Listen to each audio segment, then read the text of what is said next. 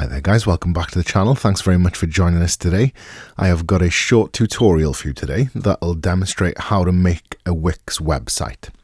And before we get into it, there's a free trial version of the Wix website builder available as a link in the description to this video. So if you have a look in the description and click the link, you'll be able to access your very own copy of it as well.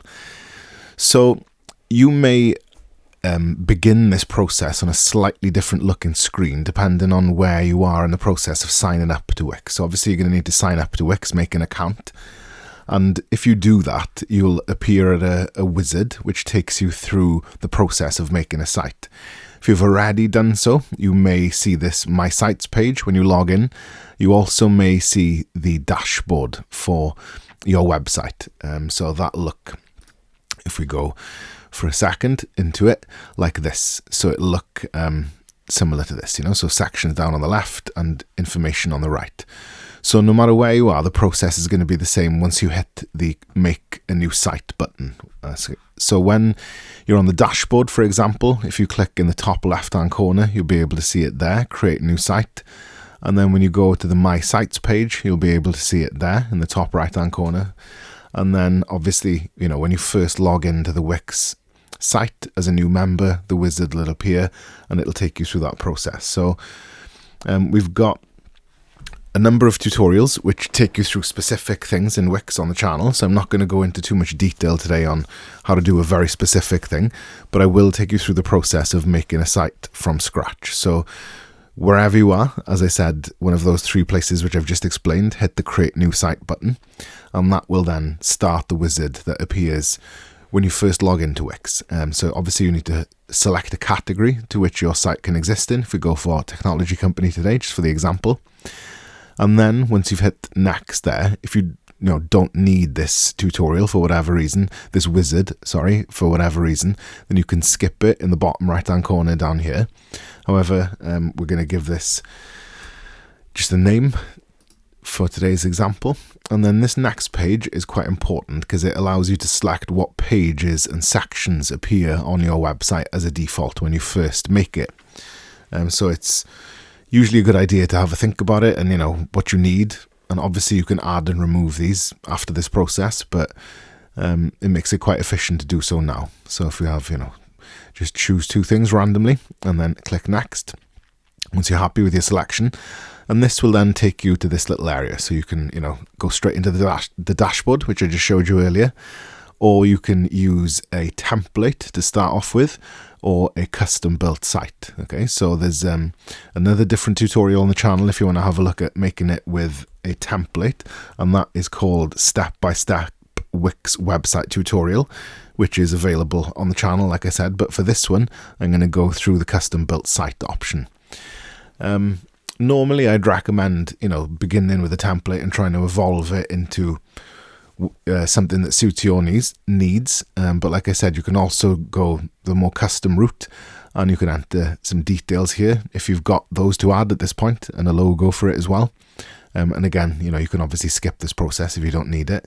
If I hit next, we need to pick a theme. So this is a font and a color scheme, essentially a kind of style for the website. And as it says, you can always change them, so you're not locked into any of these options.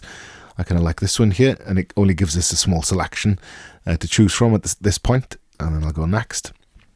And then we get to choose from a number of different home pages. So obviously, if you don't want this and you really just want that blank canvas look, you can skip this and that will give you that, just blank pages. But it's very rare that you'd do that, to be honest with you. It's much more time efficient and easier just to start with some kind of template. So even if these aren't images and text that you want, the formatting is there. Then you don't literally have to start from scratch. So if we pick this one on the left hand side and go next, it's just but like I said, that's only advice, it's not mandatory. You can then add some different pages to your site by just ticking them. I'll just put an FAQ page on there and a contact one.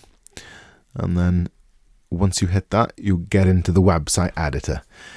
And this, can be quite intimidating at first glance. There's a lot of stuff going on in here, a lot of lines and a lot of buttons.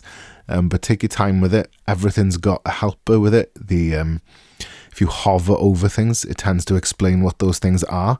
If you just sort of hold the mouse steady in a certain position, as you can see here, when I hover over that, the help appears on the right hand side here. So, it'll take some time to get used to. However, it's very intuitive and very easy to use once you get your head around it. As a general piece of advice, if you are doing something like make a change to your website, for example, you can see I've got a section here which this image exists in. If I want to sort of resize that section, I can just use these up and down arrows here to drag a box up and down, and you can see that doesn't resize the image, just the section itself. So if I make that longer, for example, if I wanted to add something down here, always preview your site. Always look at what it would look like for an end user. You're not making it for yourself, you're making it for other people to look at. So always hit this preview button in the top right hand corner here and have a look at it. What's it going to look like when someone uses it? Is that a big enough gap, and etc. And you can see that all of the pages and the sections that we selected throughout that wizard have now appeared on our website. You can see here. Obviously you can modify or delete them, and we've got by default a menu here in the top right hand corner, and when you click on that, it'll then take you to the separate pages in your website. So if we go back to the editor for a second, whilst we're talking about pages, you are able to navigate your website and access the different pages here on the left hand side. So when you hit that pages and menu button, that shows you a list of all of the pages that exist in your website. If you give it a single left click, then you go to that page, and then you've got some options then associated with that page on the right hand side here, with those 3 little dots inside the circle there. So for example, if I wanted to make this contact page my home page, then I would hit those 3 little dots, and then you can see I've got the option to set it as a home page, as well as a whole set of other things like the settings and different things that you need to access, as well as the capability to delete it or hide it. So if I wanted to, for example, hide the FAQ page from the menu, you'd hit those 3 little dots, just hit hide, and now you see that it's disappeared off the menu. It's typically not a page you'd have anyway, displayed on the menu. So if you need to sort of minimize your menu and not show certain things, that's how you do it there.